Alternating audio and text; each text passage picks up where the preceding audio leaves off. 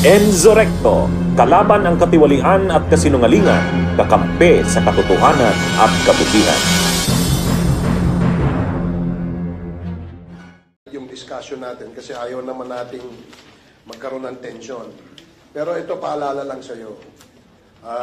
Sa pagtatanong ng mga kasamahan dito, meron kaming video ipapakita sa iyo. Sabihin mo sa akin kung junk shop yan o hindi. Ha? Nasa yung video. Can you show that video? Paninindigan mo na junk shop ito. Nang negosyo ni Alex Goong ay isang junk shop. Yes, Your Honor. Nakikita ko po kasi mga dumarating na mga dinideliver na kalakal. Anong dinideliver na kalakal doon? Mga plastic bottle, cartons, mga... Nakikita mo ha? Ayan, tinan mo nga sa akin, sabihin mo nga sa akin kung ito ay junk shop.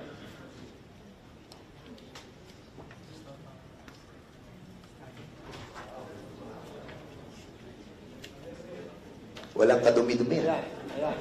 Yan ba ang bagong junk shop ngayon dyan sa inyo? Mr. Chairman, I think this resource speaker is lying to his teeth. And in accordance to what we have seen, Mr. Chairman, Kapitan, ito nasa area mo to ha? Totoo to ha? Totoo to. So yung sinasabi mo, totoo to. So ngayon ikaw nagsisinungaling, sabi mo kanila junk shop. Pag junk shop kasi alam mo naman di ba takbakan, lahat, ganyan. So sabi mo walang ganito, tapos ngayon may makikita kaming ganitong presentation. Alam mo, nakakasakit ka ng damdamin. Kasi you're lying under oath. And we don't want this to be a practice of all those resource speakers that we are inviting. We have to set the rules on this committee for us to parrot the truth of the issues that we are investigating. Nagkakaroon ka ng interference Niloloko mo kami. So, bibigyan ka pa namin ng another chance. No? I don't know ako. Pwede ka pa namin bigyan another chance. Pero, ewan ko, si Chairman Acop at si Chairman Paduano, I think, is nasa Zoom siya ngayon. So, most likely, you have to tell us the truth and nothing but the truth of why hindi mo pinapapasok sila mayor doon. You are hiding something. Ano ang meron talaga sa loob? You tell us. Para makaiwas ka na sa mga pagkakasala na naganap doon. Sabihin mo na sa committee to ang lahat ng iyong nalalaman. Anong meron sa loob? Para ngayon makaligtas ka pa. Otherwise, I'm telling you, may kalalagyan ka mamaya, Chairman. Tell us, please. Yes, Your Honor. Nakakapasok po ako doon. Ang nakikita ko po talaga is... yung mga kalakal na dinideliver nila doon, tapos pag pumasok... Aside sa kalakal, ano ba nakikita mo doon? Sino mga pumapasok? May mga Chinese personalities pumapasok doon? Meron ba mga empleyado? Marami ba empleyado pumapasok? 10 hectares yan ha? Ang pinag-uusapan natin dito. Huwag mo kami pinagbububalag dito ng mga kalakal lang pumapasok yan. Ano pa pumapasok doon sa area yon? 10 hectares. Maraming buildings. Magaganda. Di ba? Ano pa mga pumapasok ng mga empleyado doon? Ano po, yung... May pogo doon. Wala po, Your Honor. Maraming empleyado pumapasok. Dati po, nung ongoing construction po, Your Honor, marami po pumapasok mga Pilipino. And after that, ano pa, nung nag-ooperate na? Ayun po, yung mga empleyado po na mga foreman, mga engineers po. Yung... Hindi nga, di ba? Gawa na siya Junk shop yan Kaya ma-engineer dyan. Nung ongoing construction po. Naiintindihan ko yung construction, di ba? Nagawa na yung building, nakita natin, ayos na So, barangay mo yan. Ano nakikita mo pumapasok pa dyan sa barangay, sa mga buildings na yan? Yun po, Your Honor, yung mga kalakal lang po. Alam mo, Mr. Chairman, this person is lying. Talagang he wants to hide something. Hindi pa rin kalakal ang pinapasok to. Wala nga dumi. Wala nga nakita. Lilinis nga So, pero may tinatago sa amin, Kapitan. Umamin ka na kung ano yung ginagawa doon para makatulong ka sa bayan. Huwag mong panigan yung hindi Pilipino. Ikaw naman. Napakaklaro Hindi junk shop yan. Sa definition ng junk shop, ano ang junk shop sa'yo? Yung mga kalakal po ng ano, yung mga scrap. Ganun. Yung Yes. yes. Kalinis, junk shop yan, Kapitan? Meron po kasing portion doon sa area, doon sa mga warehouse yun, or meron pong mga makina na ginigiling po yung ano, ginigiling nila yung mga plastic bottle. Alam mo, Kapitan, okay, sabihin na natin na meron siyang junk shop. Doon sa isang portion ng 10 hectares, meron siyang junk shop. Huwag mo lang i-discuss sa amin yan. Okay na yan. Yung ibang mga buildings na ginawa doon, anong ginagawa sa mga buildings na yon? Bali, ano po, yung ibang yung sa warehouse, doon po nilalagay yung mga dinideliver nila, mga cartons, mga... Kailangan, huwag na nga natin pag-usapan yung mga scrap. Yung mga nakukuha mga scrap nasa isang portion na sinasabi mong warehouse. Doon sa mga buildings na pakinakita, ano ang ginagawa sa mga building yan? Ikaw ang kapitan doon, dapat alam mo yun. Ano? Yan, yung mga building na yan, anong ginagawa dyan? Yun po yung building na nakikita po natin. Nandyan po yung opisina nila ngayon. Ganyan kalaki ng opisina na junk shop. 5 stories, junk shop. Huwag mo ako pinaglolo ko, kapitan, ha? Ano totoo? Anong ginagawa niyo dyan? Alam mo yan, kapatang ka, dapat alam mo anong ginagawa sa loob ng yan. Pakukulong ka namin dito, maniwala ka. Isa pa, ano talaga ang ginagawa ng mga tao dyan, yung mga pumapasok? Ang alam po... Ang alam ko, dapat alam mo dahil ikaw ang kapitan. Negosyo na dyan. Anong negosyo meron dyan? Aside from junk shop. 10 hectares. 1 hektarya para sa junk shop. 9 hectares. Anong ginagawa ng mga tao dyan? Bali, ano po, yun, or yun sa baba po kasi, ang alam ko, mga office ng secretary din yung sa taas po, Mr. Chairman, residential. itong taong to. Residential po ng ano, residential O, po residential. ni Mr. Alex Go. Residential. Opo. Isang building, residential ni Alex. Sa pag-inspection po namin kahapon, kasama ko sila, mayor po, at saka yung sa PD, yung PD. Okay, police kapitan, na- yung isang residential, okay? Sabihin na natin, isang residential to, 1 hektarya para kila Alex. Yung 8 hektarya, na meron pang mga ibang mga klaseng buildings, anong ginagawa doon? Ano nga kabato? Anong meron doon? Magsabi ka na ng totoo. Chairman, para makaligtas ka sa problemang to, sasabihin namin sa'yo, makakasama ka dito. Anong meron doon sa 8 hektarya? 2 hektarya na binigay natin sa 1 hektarya ng junk shop, 1 hektarya sa bahay ni Alex, yung 8 hektarya, anong meron? Anong meron? Mga warehouse po yan, Johanna. Warehouse po ni Mr. Goong. Mayor, ilan ang building sa nandun? Yes. Yung, Mr. Chair, yung pong isang building na 5-story, residential po yan. Okay. Ito pong nakikita natin sa big screen, yan po ay opisina yung nasa baba at may mga... Kwarto-kwarto. Meron pong mga... Napasok mo na ba to, Mayor? Kahapon po yung ground floor, second Nakita floor, niyo yung mga loob? 6th floor yun po. Anong meron po sa 6th floor? Under construction pa po yung nasa 3rd and 4th. I mean 6, yung mga... Hindi pa Ilan na- buildings pong ginagawa doon?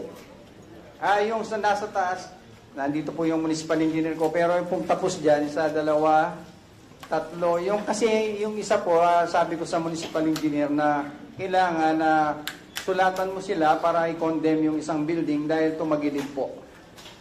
Baka may madisgrasya tayo maputukan dyan, kaya huwag ka nang magpatumpik-tumpik, kailangan na sulatan Pero nila have you visited all the being constructed na mga buildings doon? Lahat ba nabisita nyo na?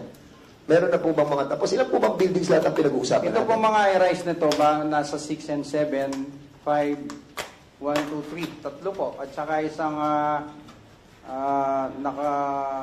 isang mini, parang convention na may basketball. Merong mini court. convention sa isang building. So, Opo, okay, yung ngayon, nasa- sandali. Para maliwanag tayo. So, in other words, may mga 7 mga buildings na nandun. More or less, ilan? More or less po. Ito po municipal engineer ang may alam dito dahil may mga kinoconstruct po doon sa pinakaharap. Pakisagot, Mr. Municipal Engineer. Sige, municipal engineer. Ilan ang mga nakita niyo mga buildings po na ginagawa doon sa area? Good afternoon po, Your Honor. I'm TriStar Soto po. Tama po si Mayor, nasa 6 to 7 buildings po Yung malalaking plus, mga... plus po yung mga warehouses po sa likod na sinasabi niyo. So yun sinasabi ng mga warehouses. So saan doon ang junk shop? Meron junk shop? Sa likod po, Your Honor. So meron talagang junk shop siya? Meron naman po. Gano'ng kalaki yung junk shop? Warehouses po yun, nasa mga 15 plus po na warehouses po. Isa sa mga or Isa sa mga warehouse, ginamit nila sa junk shop. More than one po, Your Honor, yung ginagamit nila sa warehouse. So 7 mga buildings ang ginagawa doon, lahat ba yun tapos na? Hindi pa po, Your Honor. Under construction pa po yung iba. Pero ano yung sinasabi ni na nakatira doon si Alex? Kapitan, sino yung nakatira doon sa sinasabi mo sa isang building? Sila Mr. Alex Goong po, Your Honor. Mr. Chairman? At saka yung mga anak niya po. So andun pa rin sila hanggang ngayon. Have we invited Mr. Alex Goong? Is that a motion? Yes, I think we have to invite Mr. Alex Goong to shed light on Okay, this there's a motion to matter. invite Mr. Alex Goong, the owner of Infinity 8 Junk Shop. Yes, In the junk shop. next scheduled committee hearing. Comsec, please take note. And the motion is carried. Mr. Chairman, meron akong tanong kay Mayor. So, chinek niyo yung kanilang mga business permit, clearance, lahat. So, ang sinasabi niyo kanina, wala. Wala po, wala. Walang in-apply na... Application lang po yung nakapasok sa munisipyo. Hindi, pero doon sa nakita niyo barangay certificate. Kasi pag yung nag-a-apply yan ng... Mr. Chair, ang sabi po kasi, hindi pa sila nag-ooperate. Hindi, sa construction permit. Wala po. Nandito po yung municipal engineer. Lagi ko pong tinatanong yan kung okay na yung construction Okay. permits nila. Kapitan, nag-apply ka ba ng... nag-apply sa iyan yung may-ari, si Alex. Nag-apply ba siya ng permit, clearance? Binigyan mo ng clearance for construction? Meron po, Your Honor. Sigurado ka, nagbigay ka ng clearance, ha? Clearance for nung una po yun sa fencing. Oo. Sa Fencing. O yung sa building, Sa bakod po. yung sa pagpapatayo ng building, clearance, sa construction permit, wala kayong issue. Kumukuha yun ng barangay clearance para doon sa mga itatayo nila mga building Binigyan mo ba sila ng barangay clearance? Sa fencing mo lang sila binigyan. Yes, Your Honor. So in other words, Mr. Chairman, illegal na yung construction na ginagawa nila. So basically, ang sinasabi ni Mayor is true na dapat ipadlock nyo na yan at huwag nyo na ipatuloy ang pagpapagawa niyan. Dahil kung wala silang permit, construction permit and everything, di ba, even may barangay clearance at wala kayong permit na binigay for construction, pwede nyo siyang ipatigil right away. Di ba? Have you done that? Yun po ang next step namin, Mr. Chair. Siguro po within this week or tama, within this week po kailangan na may padlock. Oh, you get the assistance of the PNP as well para mapa-stop po yung construction yan unless they were able to secure yung lahat ng mga requirements on the construction of those buildings. And what's the purpose? What's the purpose? Kasi yung warehouse pa wala rin. Yung pagtatayo nila ng mga warehouse. And even kung nag-cooperate na sila ng kanilang junk shop, meron ba silang clearance coming from sa NBI nila, sa Office of the Environmental sa Metro, meron ba sila? O wala?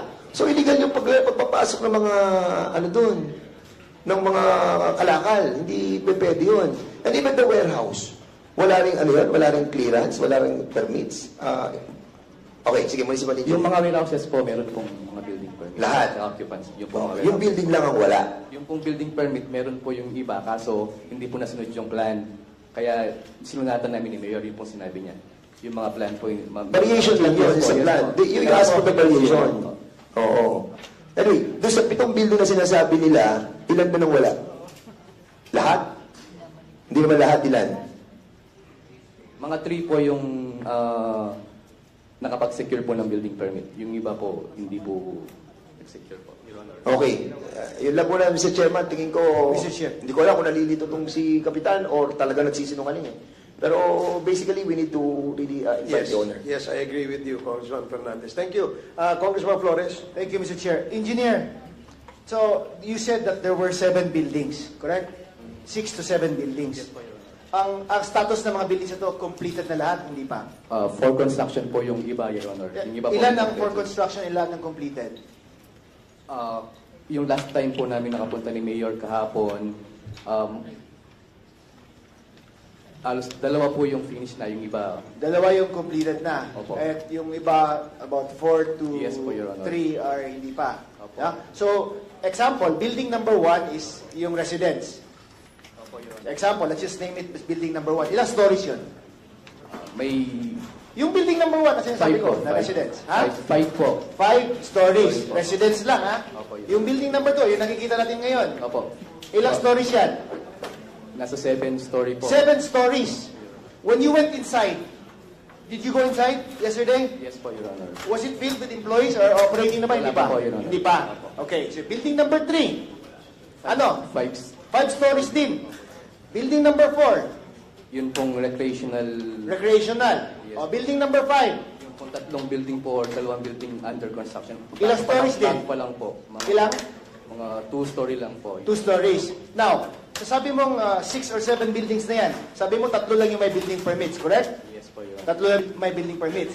Yung the others, walang building permits. Now, Mayor, can you not order them to stop immediately since they do not have a building permit? Is it not within your powers to Nag-issue stop? po kami ng 2 letter na sa kanila. Anong letter? Wala, ilang stories yan. Papayagan niyo bang mag-continue yan? Actually Walang po, building permit? Tapos na po yung high-rise building nila. Kaya nga, yung iba na ongoing ngayon, sabi niya walang building permits eh. Actually po, may instruction ako sa municipal engineer. Pero yun po, pinadala. Ano pero? Cease and desist Hindi, na. hindi po. Pinadala namin ng mga letter. Anong letter yun? A notice of illegal construction. Notice of? Illegal construction po. And Yung isa giving po, them what? Yung isa po, parang nire-require po namin silang structural stability po ng mga building. And then, Kasi I'm so surprised, Mayor. These are not just small buildings. It's a 5-story building. It's a 7-story building that goes on in your municipality na wala pala mga building permits yung iba, di ba? And in fact, walang business permit na that you know of, application lang.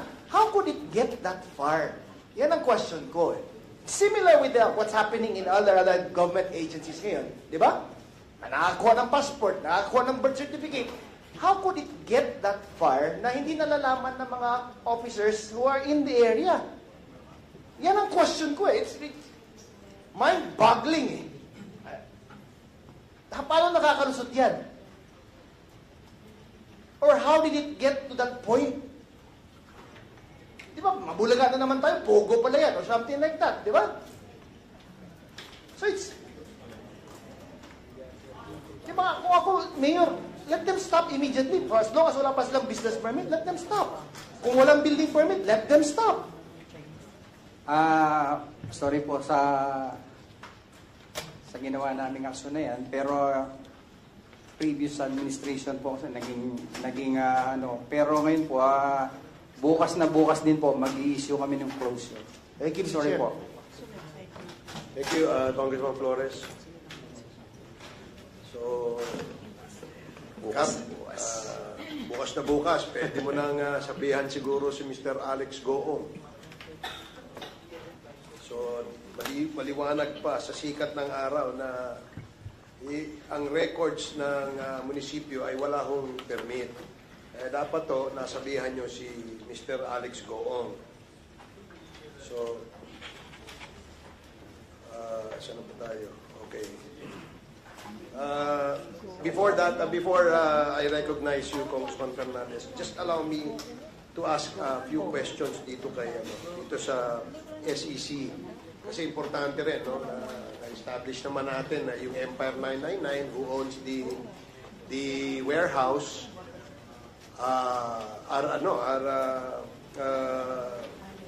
the incorporators are not Filipinos, or majority of them are not Filipinos, and the majority shareholdings of that corporation are owned by these Chinese. So alam po natin yun. Plus, yung mga interlocking incorporators from one company from Empire 999 to the others, ano hong aksyon ang ginawa ng SEC dito? SEC, please. Mr. Chair, Our investigating unit is already conducting investigation into several of these connected corporations and have already issued show cause orders against several individuals, although May we know, SEC, kung sino yung in-issue nyo ng show cause orders?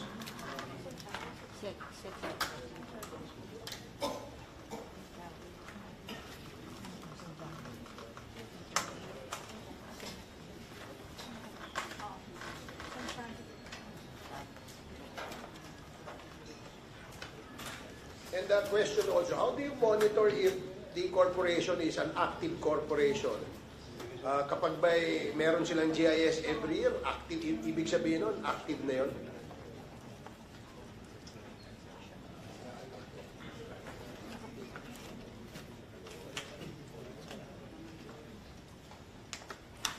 We consider them as active if they have filed their GIS and other reportorial requirements within the last 3 years. So the filing of these reportorial requirements are annual, Mr. Chair. So just with compliance or complying with the reportorial requirements, you can consider the corporation active. Yes, Mr. Chair. Wala na kayong, say, due diligence, whether indeed nag-ooperate or hindi nag-ooperate itong company ito, etc., etc. Wala kayong ganon. The Commission only conducts active monitoring on the operations of our regulated entities, such as, for example, brokers and financing and lending companies, wherein we have a more active supervisory role in monitoring. But as regards the other corporations, they have that are required to, for example, secure secondary licenses with other agencies. Then those agencies are the ones who are monitoring the day-to-day operations of these corporations. Sige. SEC, itong example, yung sa Empire 999, no? Wherein na-determine natin na majority shareholdings is owned by a Chinese, hindi Filipino. Second, involved ito sa drugs because they own the warehouse where the drugs were delivered. So, anong action yung ginawa nyo dito? Specifically on the Empire 999, yung Willie Ong. Kasi Willie Ong does not only own one corporation, he owns several corporations. So, may problema sila dito because si Willie Ong is not Filipino. Ito ay Chinese. And we have proof to show. Dalawa yung passport niya. Isang Chinese passport, tsaka nakakuha siya ng Filipino passport because of fraud. So, anong ginawa niyan ninyo sa Empire 999 SEC? Kinancel niyo ba yung registration niya? Mr. Chair, we are already in the process of investigating. Investigate, ang And tagal have nyo naman. already issued show cause orders. We cannot just simply revoke their registration because we have to follow our I own understand. set of procedure, Mr. Chair. Yes, I understand. But we've been talking about this corporation since October of last year. And maybe, siguro, during the second, third, or fourth hearing of this committee, alam nyo na. Because they never showed up. Wala silang representative to refute what we're saying, that they are Chinese. Diba? Pangalawa, involved yung kumpanya niya o yung korporasyon niya diyan sa drugs. Hanggang ngayon, nag-iimbestiga pa rin kayo. Wala pang immediate action ang SEC dyan? We are already developing our resolution on this because they have already been subjected to revocation proceedings, Mr. Chair. So, for resolution na yan. Yes, Mr. Chair. So, kailan nyo pwedeng mabigyan ng committee ito ng kopya ng resolution nyo dyan?